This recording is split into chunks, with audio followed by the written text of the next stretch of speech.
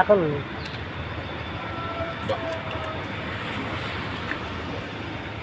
রাতে পড়বে, হ্যাঁ রাতে খাই দেবে।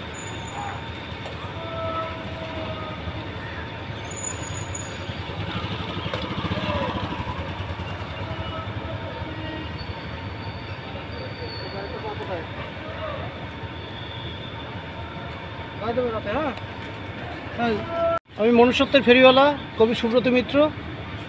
আশাবড়ি, পাটুলি আশাবড়ির সামনে এই মা বসে আছেন। মনে হলো একটা কম্বল দেবো, আমার সাথে ছিল, দিলাম। এমনি সাধারণত রাতে করে থাকি, কিন্তু এনারটা খেয়াল করিনি যে ইনি এখানে থাকেন। আর আমাকে এই মুহূর্তে ক্যামেরায় সহযোগিতা করেছেন প্রণয়বাবু। প্রণয়বাবু আমার অত্যন্ত আপন একজন মানুষ, দেখাচ্ছি। প্রণয়বাবুর সাথে আমার বহুদিনের সম্পর্ক। কিছু বলবেন?